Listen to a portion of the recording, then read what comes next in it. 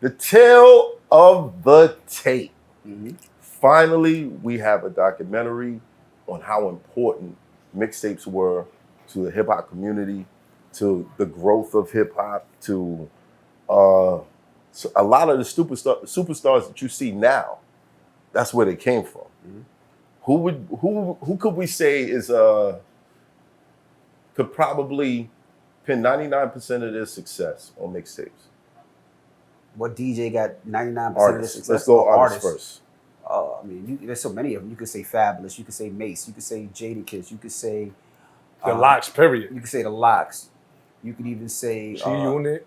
50 Cent, 1,000%. Yeah, Diplomats with their stuff, 1,000%. State Property. State Property, 1,000%. Big Sean, Wiz Khalifa. Nah.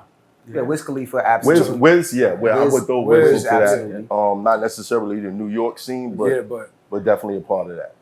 Big Yeah. Sean, I don't know. Finally Famous. All those Finally Famous CDs. That's what got him signed with Kanye. Oh, dope. I think Jeezy, which is all that stuff he did with drama. So yeah, I think it broke a lot of artists, give a lot of artists shine that they wouldn't have Gangsta necessarily Grills. got. Absolutely, hands down. Now, Envy, you being part of this era. Man, y'all niggas is getting money, bro. Allegedly. Y'all niggas is getting allegedly. But yo.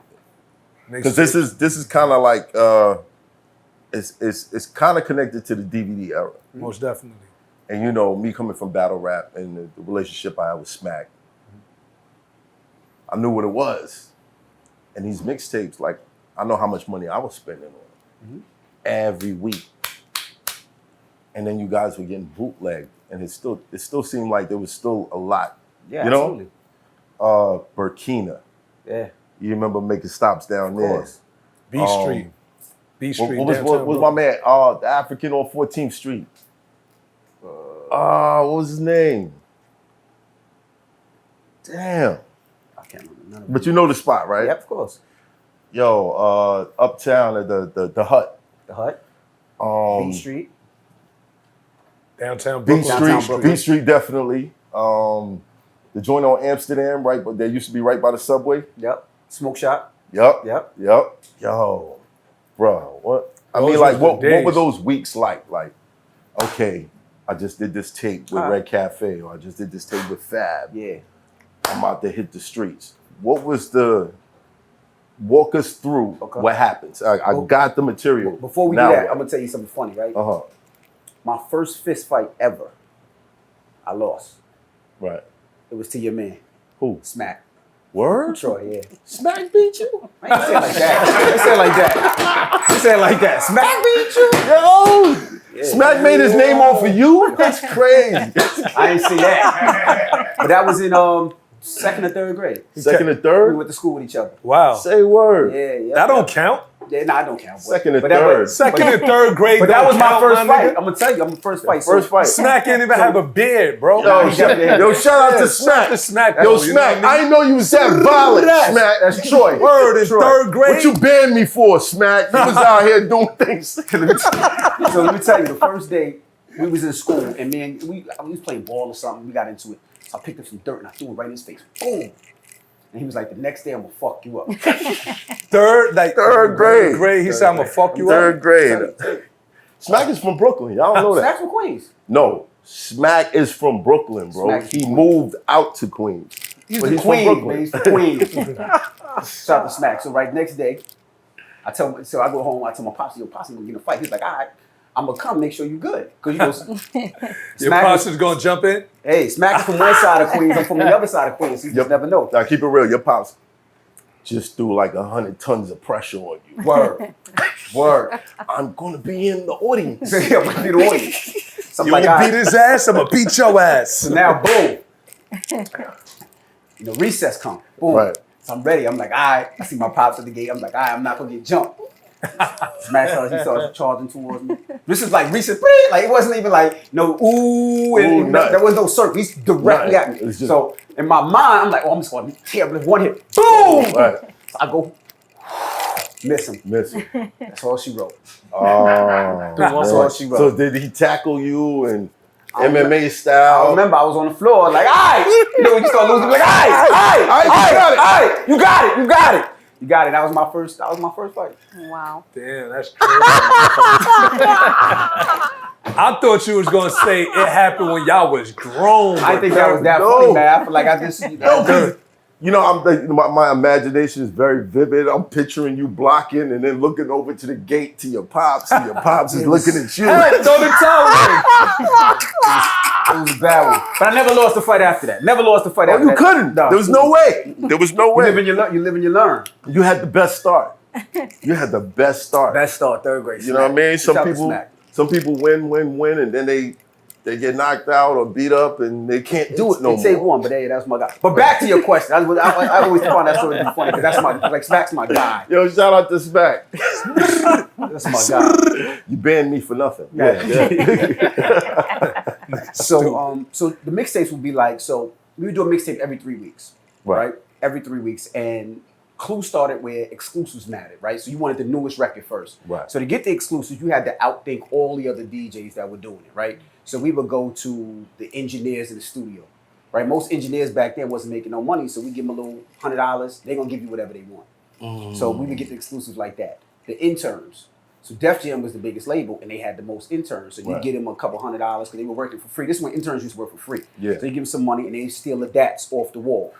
Now that I know that to be true because I heard DMX's album probably 2-3 months before it came out. And I know all the changes they made to it. So when X was singing it, then he got somebody else to sing the hook. And I heard I'm a boss before it came out. Rick Mills. I'm a boss. Well, I remember those days just getting, because my homie, he was an intern at Def Jam, and he would just come through and be playing everything. But then when the albums came out, we would get to see the difference. Like, oh, they put such and such on the hook. Oh, they put this person on the verse. So, and it was mostly Irv Gotti. Because Irv Gotti would be the producer and engineer, so he would take it and he'd be blasting the music. If you ever went to Def Jam and you walked by Irv Gotti, it was a party. He was always playing it loud. Yeah. So the interns would steal that, and then the last one would be the valet. The valet at the restaurants, the valet at whatever clubs, or valet at whatever car washes. You get them a little extra, they'll take the CD. That's how I got paid for my downfall. Took it out of Big's truck. But yeah, so. Yeah, but that's how we would get all the music, and then we would just mix it around. And so we do the mixtape. Was Puff looking for you for a little while? A little bit. Yeah, Puff, Keyz, Big, all of them at one time. Wow. Wow. How about when you put out that Beanie Siegel disc? You know, the Beanie Siegel disc, that was one of the Rockefeller mixtapes. And we was at Rockefeller every day just trying to get records. Right. And Lenny S would see us every day, and Lenny S was like, yo, I wanna kind of get my name out there. He wanted to do the mixtapes with us. And I'm like, shoot, you bringing all the Rockefeller exclusives, let's do it. And at the time, nobody wanted to get in between the beef because Clue was cool with them. So I wasn't cool with nobody. I'm trying to get a name for myself. So I'm like, let's rock. And Beanie came with the freestyle, and the rest was history. Did you catch any flack behind that? Nah. That's the crazy part. As much as you would think Jadakiss and the Lox would be mad, they never would show me no ill will. They always show me love. They understand it was music and never had a problem with it. Yeah, I think that particular battle or whatever, it wasn't what the rest of them were. Like, it wasn't, when I see him, I'm going to do this. It was more of, because they had just came off tour when the shit started. Right. Nah, Kiss them said it could have got active. No. Styles P did. He did say that, but that didn't happen. You dig what I'm saying? So I feel like there was a mutual. We're pushing our pens. We really want to be better lyrically. You know what I mean? So you pay the valet, you pay the intern, you pay the engineer, you got the tape. Right. What was the next step? Next step is putting the tape together. So now it's formatting. It's like anything else. It's like, well, the biggest artists go on the front. So if it's DMX, Jay, Biggie, Nas, whoever that is, T.I., they go on the front of the mixtape. Right. You always start with a freestyle, whether it was Fab freestyling back then. But that first spot, how did you decide that? The hottest record. The record, because you think about it like this.